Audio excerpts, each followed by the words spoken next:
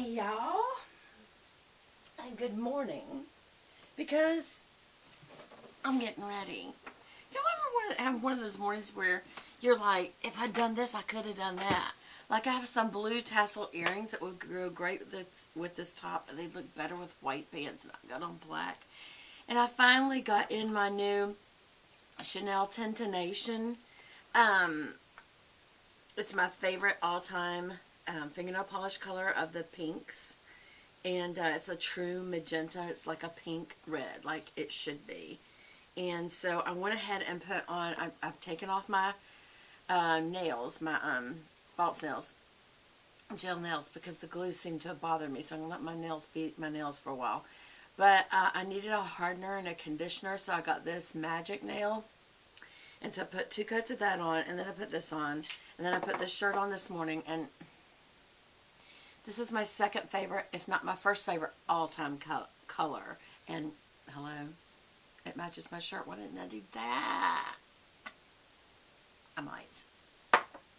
By the way, Tintination is $5 for $1. I don't think you can get it anymore. I had to get it on eBay. Pay ridiculous for it. And same thing is true for Bel Argus, and that's $6.67.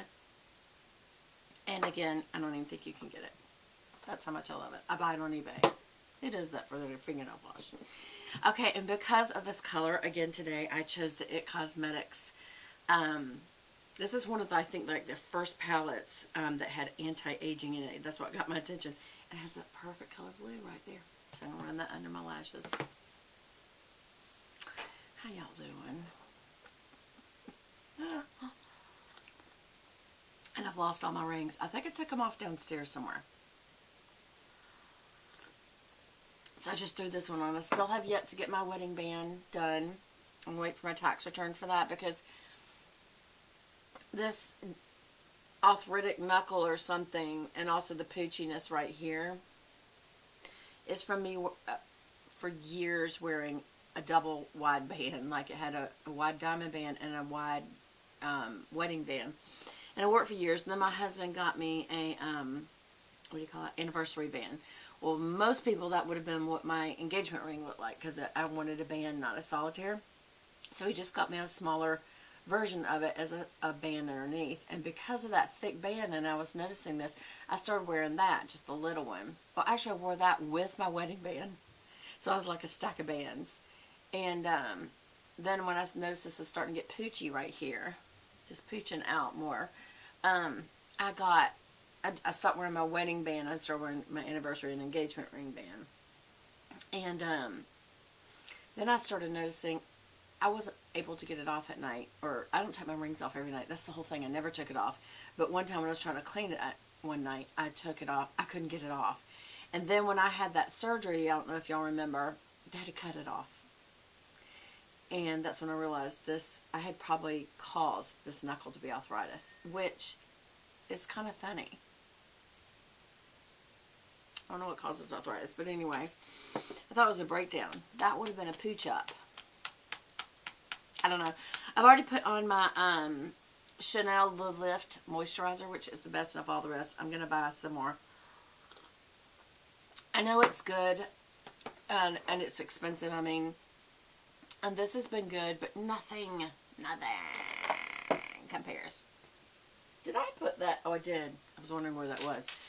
That Kendra Scott, the turquoise color back there, I was looking for it this morning because I thought that was a really good color. It doesn't go with this outfit. I'm still all over the place this morning. I'm sorry, I need so much coffee. Oh. How are y'all? Are y'all as like all over the place as me? So I met my friend.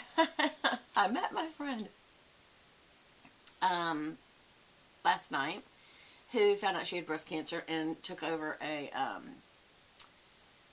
chicken casserole dish. Usually, if somebody's had breast cancer, by the way, I'm using Perfection Lumiere Velvet in color number 22 Beige Rose, and a Morphe Y6. I don't know why. Why 6? I guess because my other one's in another room, but this is a good flathead kabuki for putting on base foundation, liquid foundation. Anyway, so she's in my life group, but I had missed when she came. She was new. And then the other 2 times she missed when I was there. So we just have missed each other. But they told us she had breast cancer, and we're like, hey, we're there for you. What do we need? So we organized like people often do. They don't know what else to do because we're not doctors. But we think, well, we can make her life easier by, making her dinner so she doesn't have to. And so I put way too much on this, by the way, but that's okay. We'll blend it in. So we kind of set up a meal train in our ladies group, and then also our church, because she's going to be going through chemo for a certain amount of weeks. I think it's like 50 meals. So we said, okay, we're going to do certain days, and then we're going to let the church do certain days, because there's a cancer support group within our church as well. So we're taking turns with them, and it's an absolute joy and a privilege to take care of a sister like that. So the reason I'm bringing this up is sometimes people say, what can you do when someone's got cancer? You can help them by getting their meals for them, because they, don't feel that great, whether it's because of nausea, which I hear now they've got some really good anti-nausea chemo. Some people still go through it. Depends on what kind of cancer you have, what kind of chemo and radiation they prescribe, or if they do. I've had some people where they didn't, but almost every time they do. But there's a new kind out. She's got HER2, which is level 2, and I don't know that much about cancer or treatment, so forgive me. But anyway, it's not as progressed, which is great. And so the kind she's getting of chemo does not require her to she doesn't have to have radiation, and this chemo does not make her sick in her stomach. So I thought, well, still, let's still do the food for her, because she may feel very tired and just, emotionally dealing with the fact that you have cancer. And, we're just praying and believing that she's going to beat it. And we've seen that happen, haven't we, Marsha? And so anyway, and I'm not trying to get into a discussion about cancer or treatments or all of that, because I don't know that much. And I don't want to try to sound like I know about something I don't. But I have had 7 friends in my marketing department at Chick-fil-A that have gotten breast cancer in like 1 to 2 year period. It was just kind of weird. And no, we don't think it's something at Chick-fil-A. This is just how prevalent that cancer is, y'all. So, anyway, that being said, one of the things that I did that I would encourage y'all, if y'all do a meal train for a family, pray over the meal while you're making it. It was a blessing to me, and I know it's going to be a blessing to her. I just know it is. When I was making the salad, when I was cutting the carrots, when I was cutting the cucumbers, when I was making the casserole, because the chicken casserole is just like perfect, comfort food. Because it's, chicken and cream sauce. The cream sauce is a large family-sized can of creamy chicken soup, and then you mix about 2 tablespoons of regular mayonnaise with it.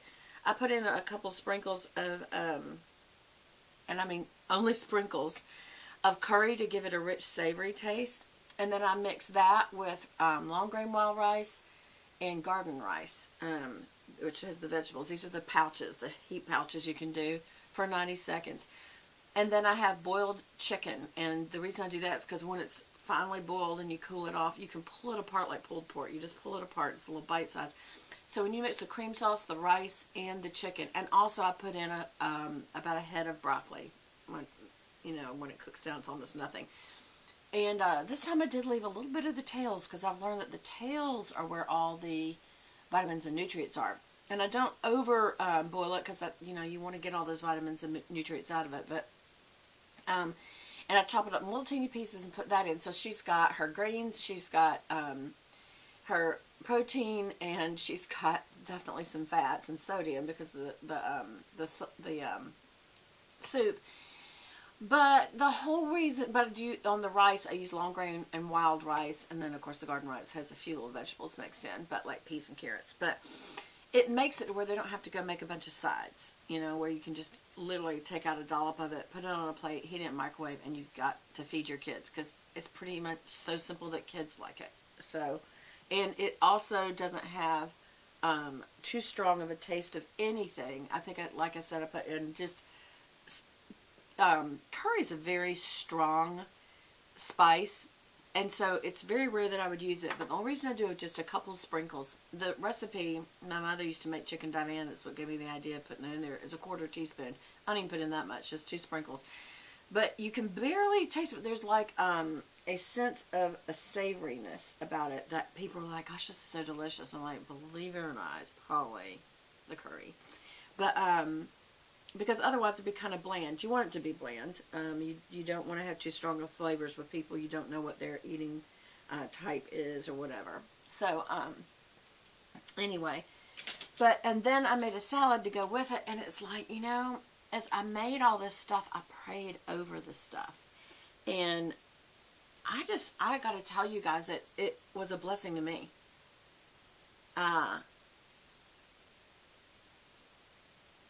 To pray healing over her, to pray for nourishment to her body as she ate the food, and help to her as her family ate it and she didn't have to cook it.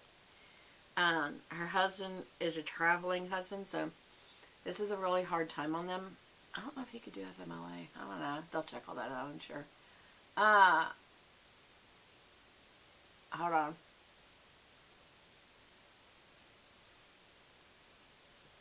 But anyway, so it just was a blessing to pray a blessing over her, period, but also she ate the meal that I prepared for her. And you know how Jesus said it's better to give than to receive? He wasn't giving instructions. He was giving a fact that it feels good when you give because he made it feel good when you give, so that you'll give. And that you can see that by giving and serving, it actually feels better than getting something. And that's just how he set up the universe. And he did set up the universe, you know.